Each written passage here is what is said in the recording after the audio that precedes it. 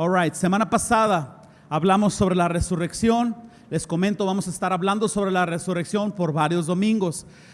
Pusimos básicamente la primer piedrita, ¿no? de este gran cimiento, y hablamos sobre la importancia de la resurrección. Mencionamos dos verdades muy interesantes. La primera de ellas es esta: si Jesús es la verdad central del evangelio, entonces la resurrección de Jesús es obviamente el punto central de nuestra fe en Él. Sin la resurrección, la fe en Jesucristo es vana, inútil, no tiene sentido.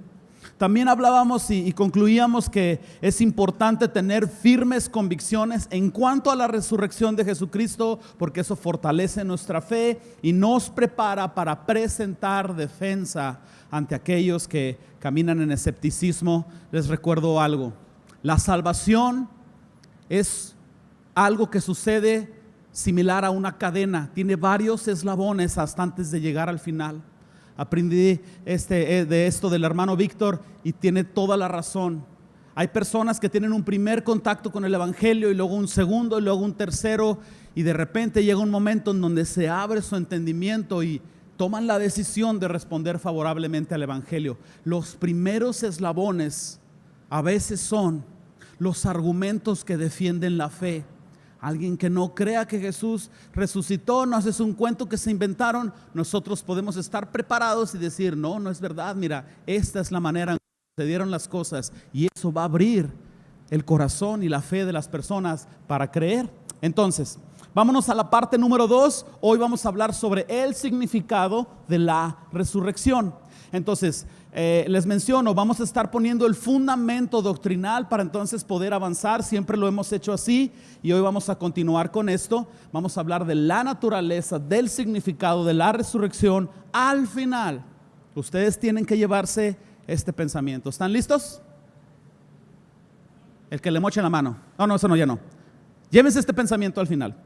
La resurrección de nuestro Señor Jesucristo significa que ahora podemos ser libres de la muerte, el dolor y enfermedad que nos afligía. Ahora la muerte y el pecado son absorbidos en la victoria de Cristo. Fíjense bien cómo vamos a llegar a este entendimiento. Vamos a tomar un pasaje en la Escritura. Este pasaje es 1 Corintios 15. Lo pueden ir buscando en sus Biblias. Y yo les quiero decir, este es uno de los pasajes en la Biblia más importantes y exhaustivos que hay en cuanto a la resurrección. Si usted lo ha leído antes, ya sabe que son 50 y tantos versículos. Es toda una cátedra de lo que es la resurrección de Jesús. Se habla tanto del poder, de la autoridad, de las bendiciones que Jesús tiene y nos da a través de la resurrección. Hay tanto en este pasaje que pudiéramos irnos domingo a domingo estudiando nada más 1 Corintios 15. Entonces, fíjense bien lo que vamos a hacer hoy. Vamos a dar lectura a este pasaje y lo vamos a acompañar de unos comentarios de la manera más simple que ustedes se pueden imaginar, pero de la manera más profunda que quizás nunca antes lo hayan hecho. Estratégicamente lo vamos a hacer en la Nueva Traducción Viviente para dejar un sentir de mayor claridad.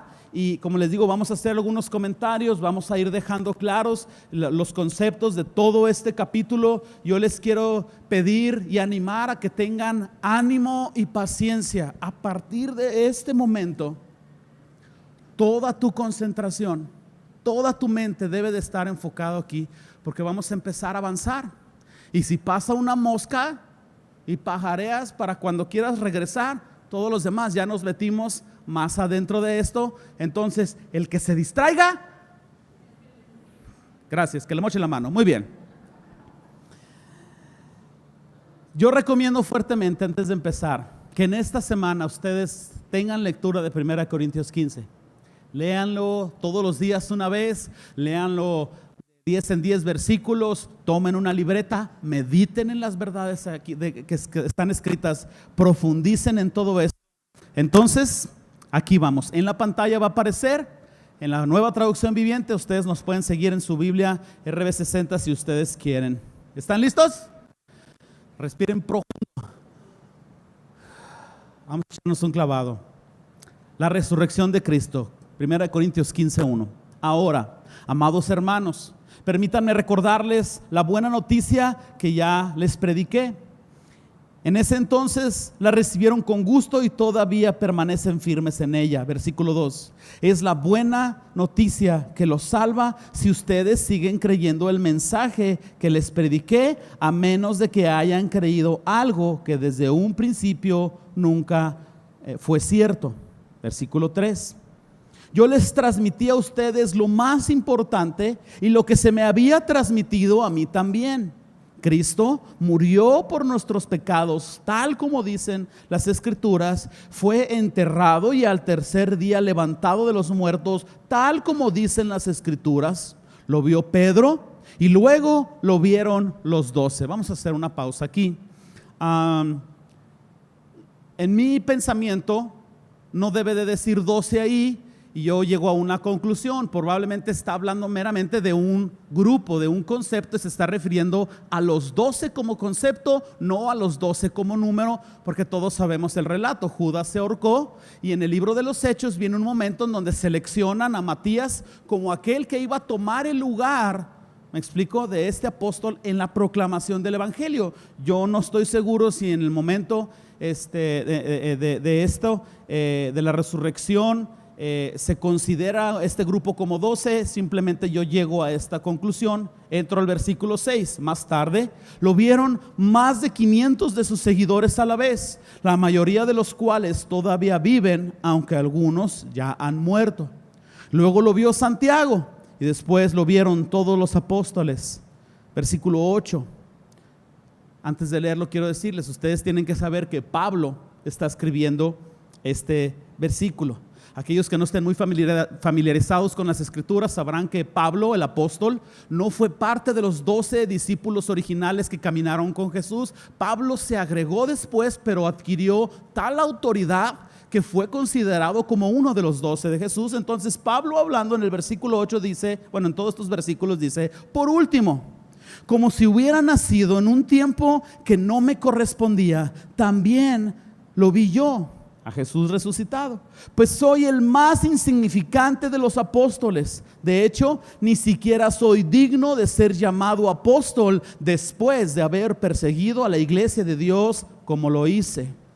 Versículo 10. Sin embargo, lo que ahora soy, todo se debe a que Dios derramó su favor especial sobre mí y no sin resultados, pues he trabajado mucho más que cualquiera de los otros apóstoles. Pero no fui yo, sino Dios quien obraba a través de mí por su gracia. Así que no importa si predico yo o predican ellos, porque todos predicamos el mismo mensaje que ustedes han creído. Déjenme hacer una pausa aquí.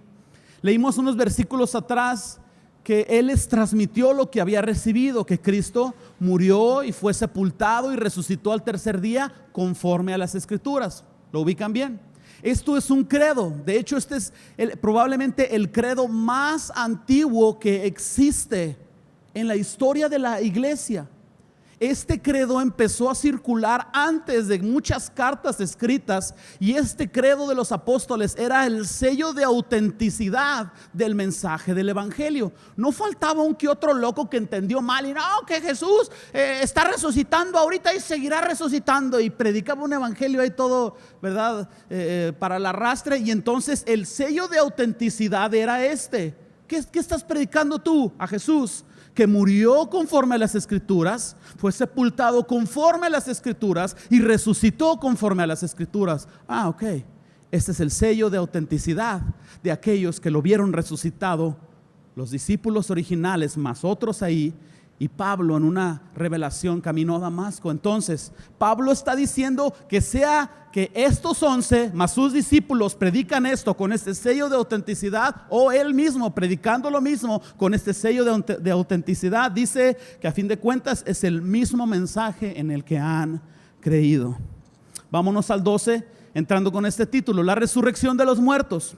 Pero díganme lo siguiente: dado que nosotros predicamos que Cristo se levantó de los muertos, ¿por qué algunos de ustedes dicen que no habrá resurrección de los muertos? All right, déjenme pararme aquí. Tienes que conectar todo lo del domingo pasado con en este momento. esta pregunta es importantísima.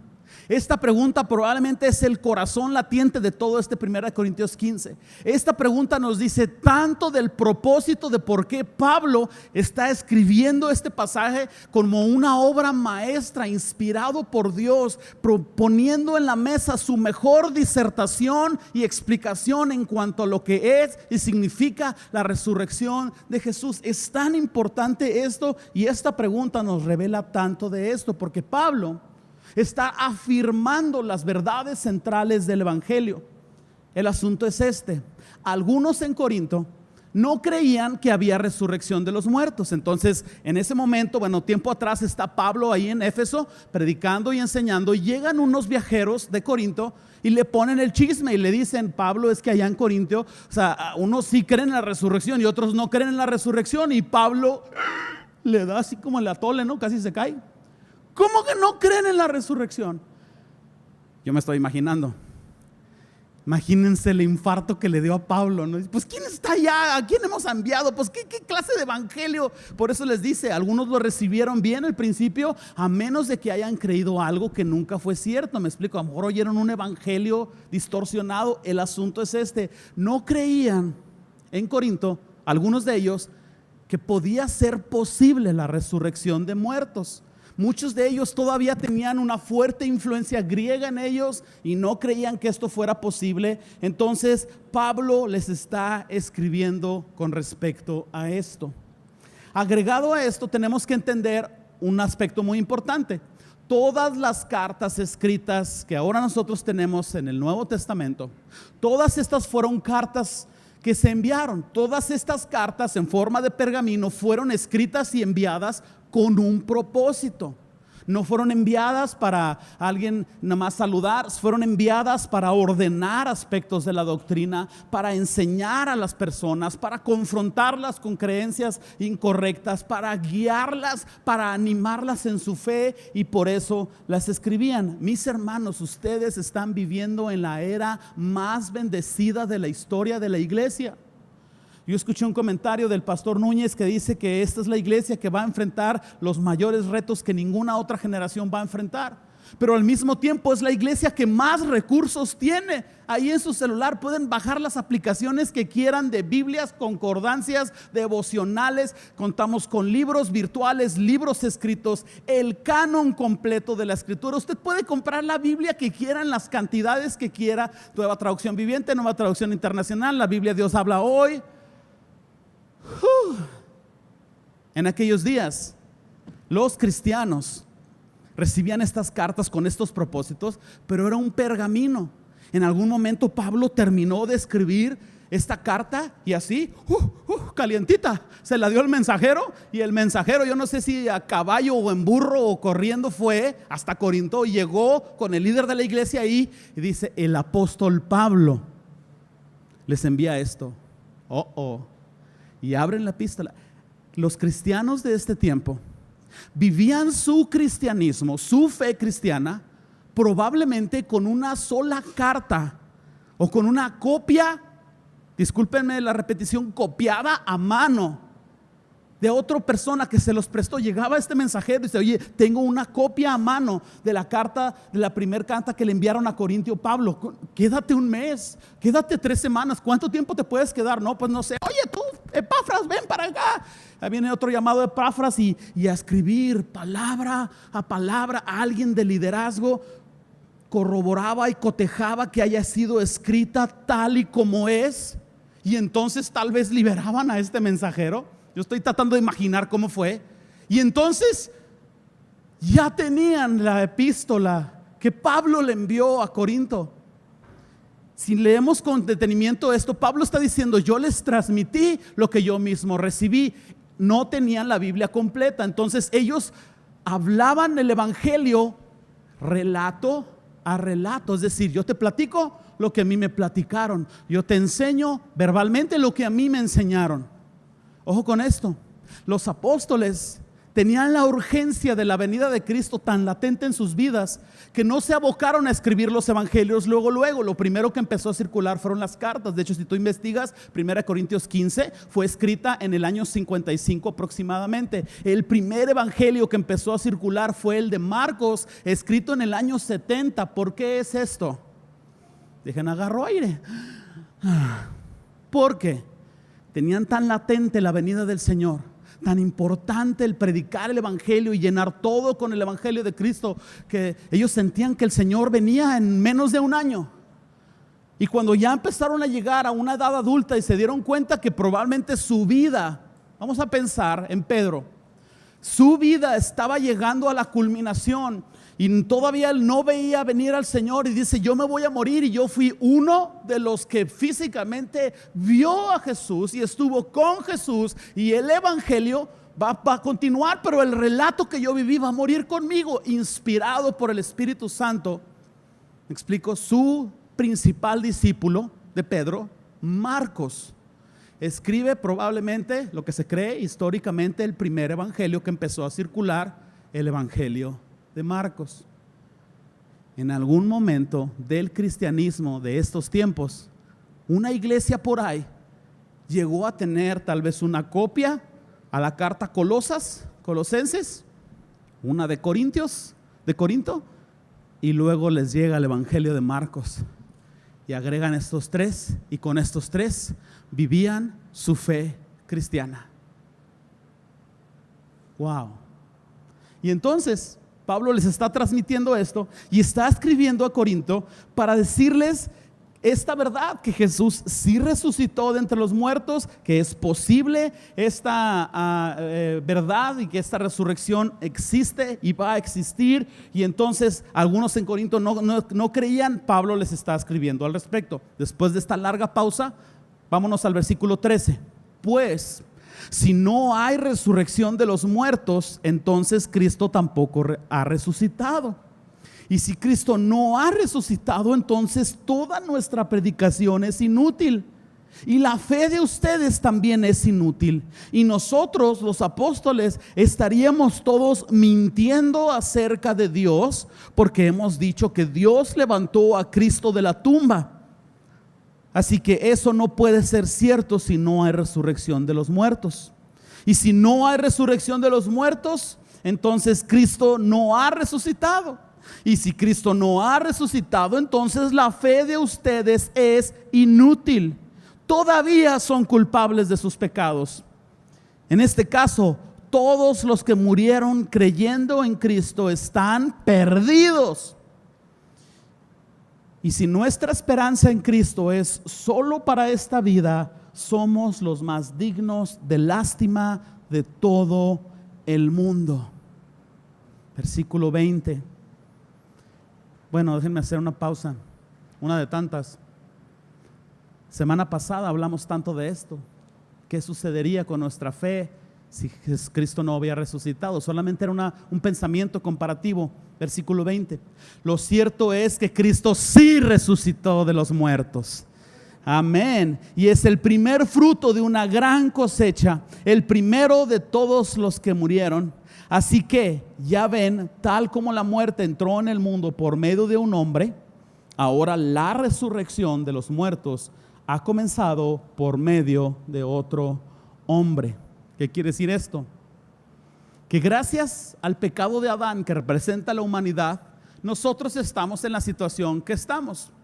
De hecho, la otra vez, sí les platiqué de lo que me contó mi hijo, de que si Adán y Eva fueran chinos.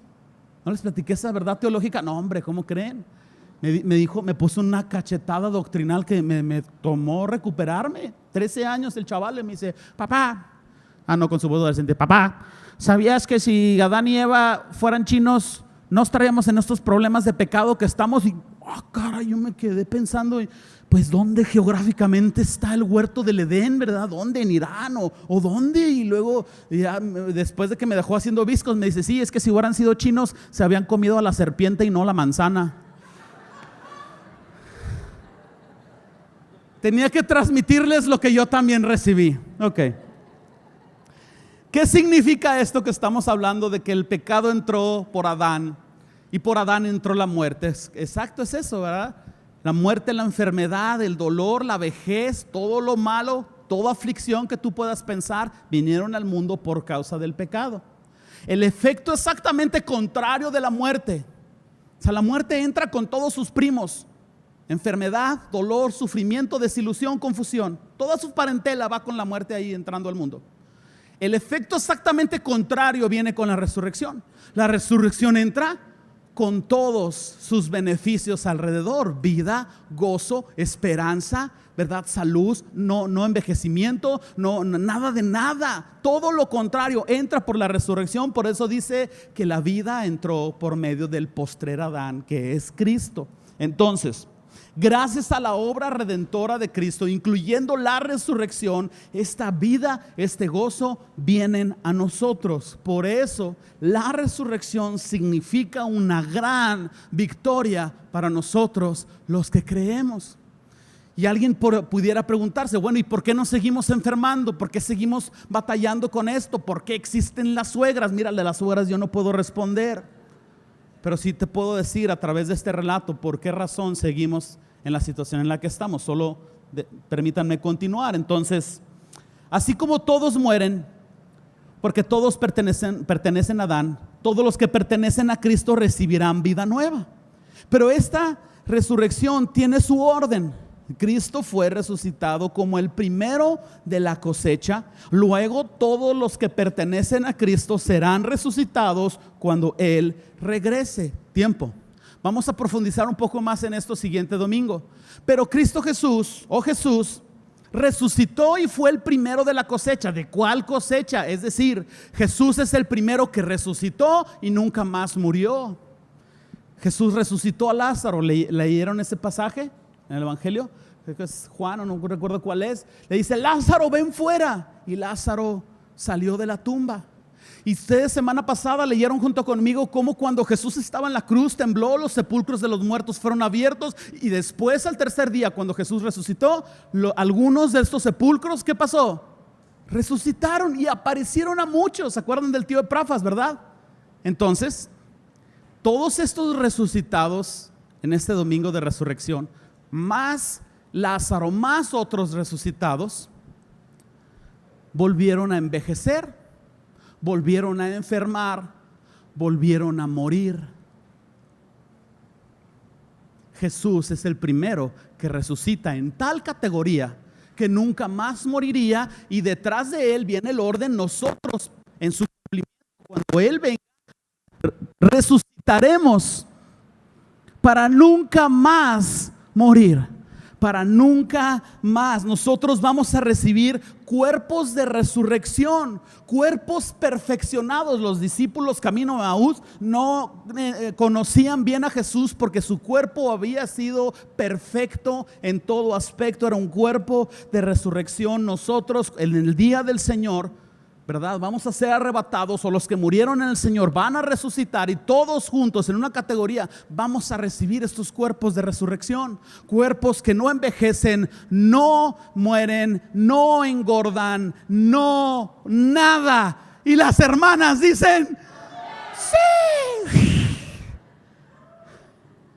Les tengo que decir que tampoco va a haber vanidad, hermanas. Entonces su cuerpo de resurrección no les va a servir para presumirlo.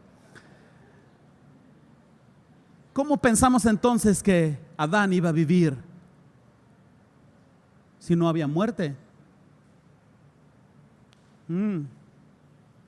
A partir del pecado, Adán empezó a envejecer y murió. Pero el plan original de Dios era que las células se regeneraran y se regeneraran y se regeneraran. Ojo con esto. Es la misma agua en el planeta desde la creación, la misma vegetación, las mismas montañas, el Niágara sigue soltando su agua de la misma manera en como Dios lo creó. ¿Por qué no se extingue el agua? ¿Por qué no se dejan de crecer? Yo sé que se extinguen algunos animales por nuestra mala administración como humanos, pero en cierto sentido la creación sigue regenerándose porque es para lo cual Dios la ha diseñado. Misma cosa con nuestros cuerpos. El plan de Dios era que nunca más muriéramos. Entonces, ya me fui para otro lado. Versículo 24. Después de esto vendrá el fin, cuando Él le entregará el reino a Dios el Padre, luego de destruir a todo gobernante y poder y toda autoridad. Pues Cristo tiene que reinar hasta que se humille a todos sus enemigos debajo de sus pies. Versículo 26, y el último enemigo que será destruido es la muerte. Pues las escrituras dicen, Dios ha puesto todas las cosas bajo su autoridad.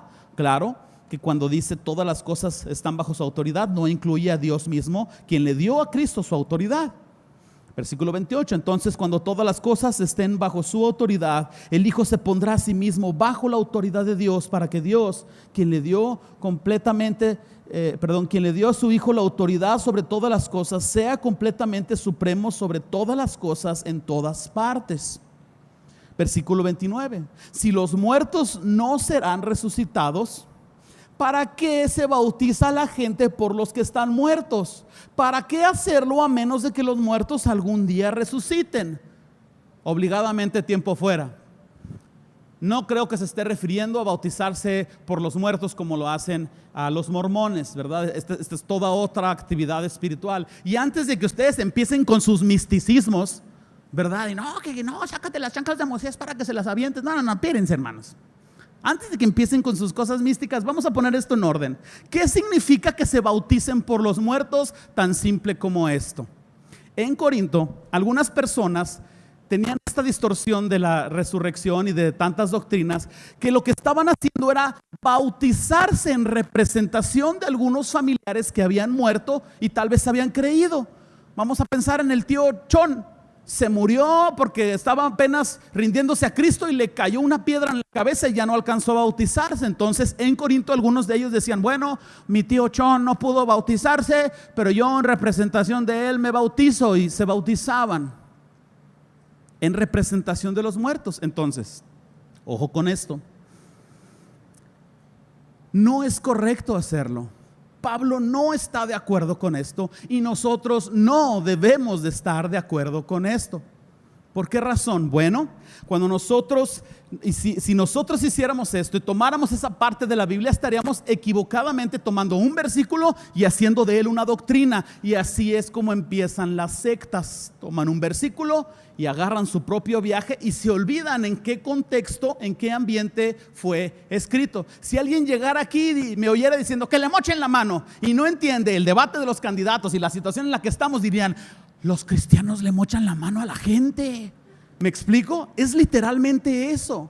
Entonces se estaban bautizando, es incorrecto. Y cuando nosotros analizamos toda la doctrina de la resurrección, discúlpenme el ejemplo, es como tener una pizza de esas grandotes de Costco, de puro pepperoni, para despertar su hambre.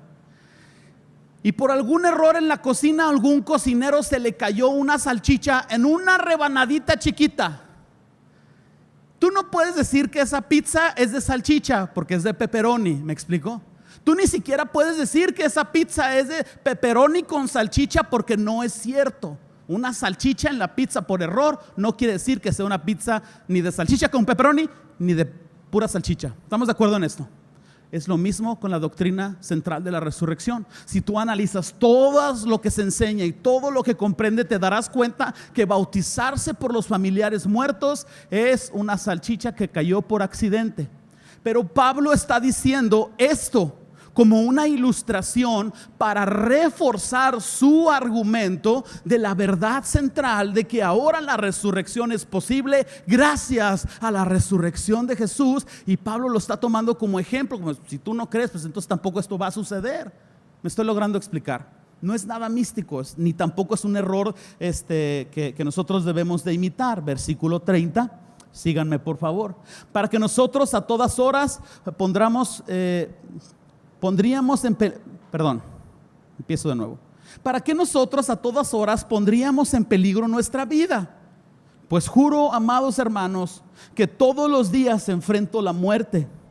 Es tan cierto como el orgullo que siento por lo que Cristo Jesús, nuestro Señor, ha hecho en ustedes.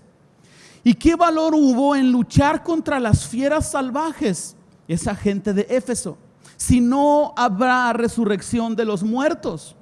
Y si no hay resurrección, comamos y bebamos, que mañana moriremos. Por lo que estamos leyendo, Algunas personas en Éfeso habían sido arrestadas por proclamar el nombre de Jesús. Recordemos que estaban viviendo en el tiempo en el que el Imperio Romano gobernaba. Y el Imperio Romano consideraba a César un dios. Y entonces el que no confesaba a César como Dios era porque confesaba a Cristo Jesús como Dios. Y alguien que dijera que Cristo es Dios y no reconociera la autoridad suprema del César, o copelas o cuello, cual que le mochen la mano, que le mochen la cabeza. Algunos en Éfeso, por lo que estamos leyendo, los habían arrestado. Y yo no estoy seguro si en el Coliseo es lo más probable, sino en una arena imitando el Coliseo. Está históricamente comprobado que cristianos con sus familias, papá, mamá, hijos medianos, pequeños, amarrados a un poste, abrían una jaula y soltaban a tigres o a leones hambriados por varios días. Pablo está diciendo: ¿ustedes creen que no vimos a Jesús resucitado? Si no lo hubiéramos visto o no creyéramos con todo nuestro corazón que esto sucedió, ¿por qué razón nos estamos jugando el cuello todos los días al predicar el evangelio? No lo haríamos por una fábula.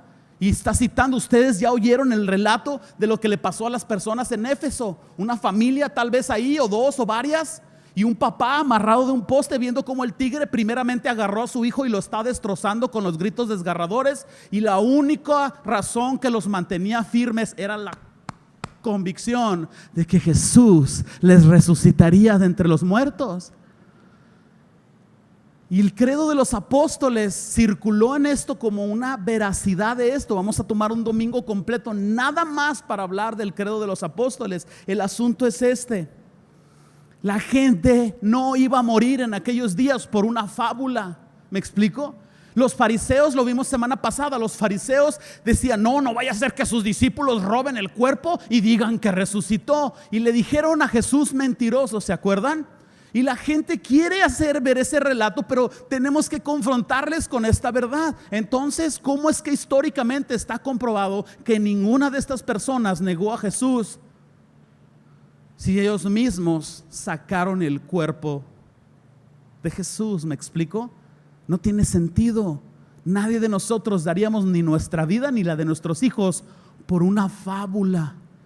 Esto es una verdad que marcó a los cristianos de su tiempo y es una verdad que debe de marcar nuestras vidas también. Versículo 33: no se dejen engañar por los que dicen semejantes cosas, porque las malas compañías corrompen el buen carácter. Piensen bien sobre lo que es correcto y dejen de pecar, pues para vergüenza les digo que algunos de ustedes no conocen a Dios en absoluto. Por sus frutos los conoceréis, ¿no? Vamos a hablar del cuerpo resucitado, versículo 35. Pero alguien podía preguntar: ¿cómo resucitarán los muertos? ¿Qué clase de cuerpos tendrán? O ¿qué va a pasar con los que fueron cremados? ¿Qué clase de cuerpo tendrán al resucitar? Yo les quiero transmitir lo que yo mismo recibí, tal y como dice la Biblia. ¿Cómo dice ahí? ¡Qué pregunta tan tonta!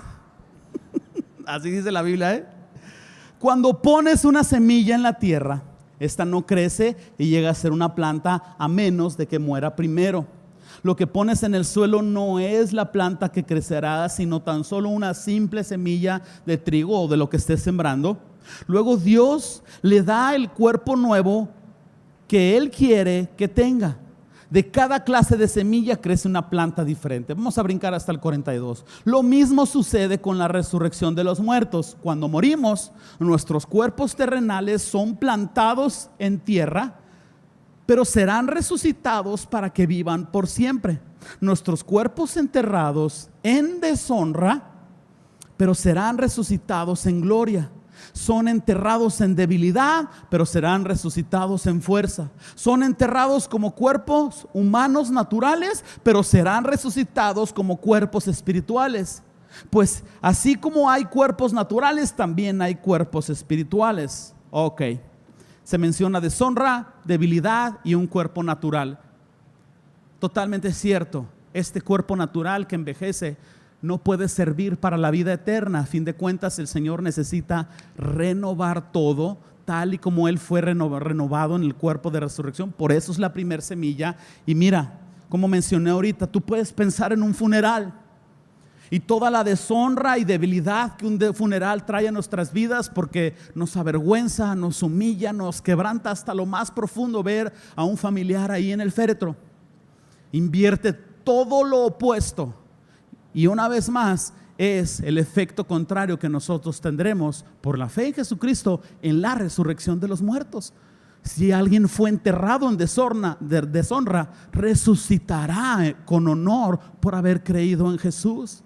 Si alguien fue enterrado en tristeza, resucitará en gozo, y los que creemos y los familiares de él serán tremendamente impactados por el gozo cuando esta persona pueda ser levantada. Gozo, alegría, confianza entran al mundo gracias a la resurrección de Jesucristo. Versículo 45, las escrituras nos dicen: el primer hombre, Adán, se convirtió en un ser viviente, pero el último Adán, es decir, Cristo, es un espíritu que da vida. Y lo que primero viene es el cuerpo natural, más tarde viene el cuerpo espiritual. Tú y yo estamos ahorita en la fase del cuerpo natural. Hemos creído en el Señor, la fe nos ha hecho que nuestro espíritu sea transformado inmediatamente, pero estamos en espera del cumplimiento de la completa salvación que el Señor va a traer a nosotros. La vida eterna va a realmente empezar cuando nosotros o seamos arrebatados en lo alto, o al morir seamos resucitados con este nuevo cuerpo resucitado. Vendrá el día en que entremos en la otra fase de la redención completa, y entonces nosotros vamos a experimentar completamente esto. Esta es la esencial razón por la cual el cáncer aún golpea a los hijos de Dios, porque seguimos esperando la manifestación del retorno de Cristo. Ahora comprendemos lo importante que es que Jesús regrese, lo importante que es la resurrección de los muertos. Hay quienes quieren tentar al Señor y piensan que no debemos de enfermarnos, y cancélalo y repréndelo y recházalo. Pero entonces, ¿en qué categoría quedan todos aquellos que fueron muertos por fieras por su fe en Jesucristo? Aferrados a la esperanza de la resurrección. ¿Me explico? ¿Es correcto orar por enfermos? Claro, lo vamos a hacer. ¿Jesús les puede sanar? Absolutamente les puede sanar. Pero ¿vamos a vivir aflicción? Oh, ciertísimamente vamos a vivir aflicción, porque todavía no ha llegado la fase de la completa redención. Versículo 47, Adán, el primer hombre, fue tomado del polvo de la tierra, mientras que Cristo, el segundo hombre, vino del cielo.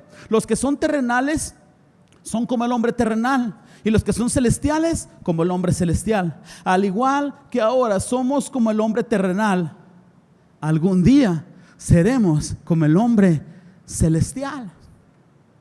Vamos a seguir leyendo. Lo que les digo, amados hermanos, es que nuestros cuerpos físicos no pueden heredar el reino de Dios. Estos cuerpos que mueren no pueden heredar lo que durará para siempre. Pero permítanme revelarles un secreto maravilloso. Observen el signo de admiración, por favor. No todos moriremos, pero todos seremos transformados. Algunos de ustedes les vamos a enterrar en un féretro, pero al menos de mí tienen mi palabra, que me voy a esforzar con todo mi corazón por creer esta verdad. Y aunque vea un cuerpo ahí, en mi corazón yo voy a decir: fulano de tal, nos vemos a la salida, nos vemos en la resurrección de los muertos. De otra manera, lo que estamos hablando aquí y lo que estamos creyendo es una fábula, y toda nuestra fe se viene abajo, y estamos predicando a un Cristo que nunca resucitó. ¿Me logro explicar? Algunos de nosotros estaremos de pie en la manifestación de Jesús en las alturas y seremos arrebatados junto con los que resucitaron. No todos moriremos, pero todos los que hemos puesto nuestra fe en Jesús seremos transformados.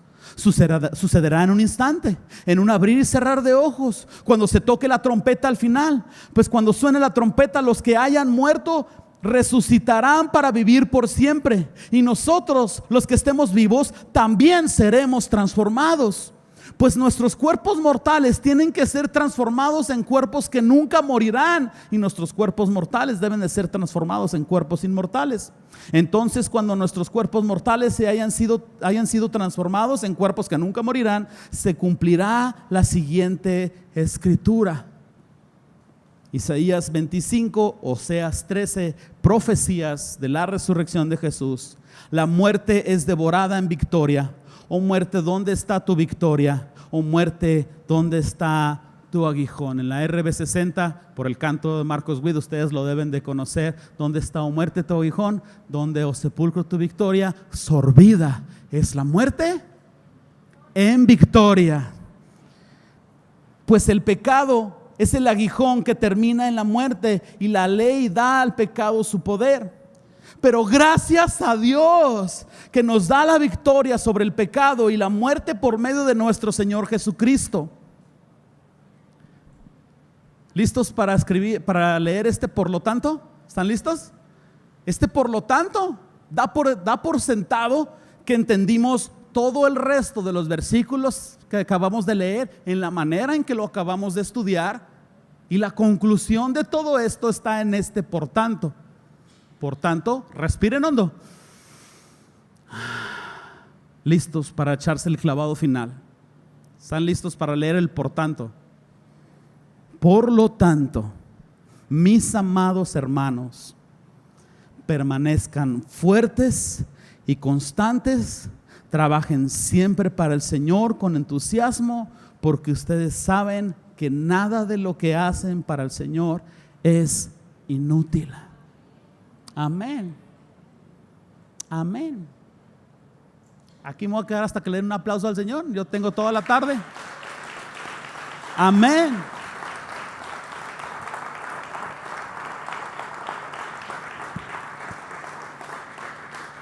La resurrección fortalece nuestra fe, porque ahí está puesta nuestra fe. Y lo que sucede cuando nosotros analizamos estas verdades es que debe de hacernos más fuertes y debe de hacernos más constantes en nuestro caminar con Cristo. En resumen, ¿qué significa la resurrección de Jesucristo? Bueno, si Cristo no hubiera resucitado, no hubiéramos podido vencer el pecado. ¿Qué pasaría? No pudiéramos ser libres. Pero ahora, gracias a la resurrección, Jesús resucita sin relación al pecado. Ahora es posible romper toda adicción porque Jesús resucitó. Es posible abandonar la pornografía porque Jesús resucitó. Es posible abandonar tu autolástima porque Jesús resucitó. Es posible romper con tu depresión, perdóname, no por lo que declares, sino porque crees la verdad de que Jesús resucitó. Toda enfermedad, toda tristeza, todo dolor son absorbidos, destruidos, como una esponja absorbe el agua y no está más ahí, absorbidos gracias a la obra redentora de Jesús, gracias a la resurrección de Jesucristo. De manera que la tumba vacía es mucho más que un relato de Pascua para nosotros. La resurrección de Jesús, si Jesús es la verdad central del Evangelio, la resurrección de Jesús es el punto central de nuestra fe. En sus Biblias, para que no se vayan así nada más en seco, vámonos al Evangelio de Juan, mientras sube el grupo de alabanza y se acomoda aquí. El Evangelio de Juan, capítulo 11, vamos a leer versículo 25. Jesús habla de sí mismo y dice, le dijo Jesús: yo soy la resurrección y la vida, y el que cree en mí, aunque esté muerto, vivirá.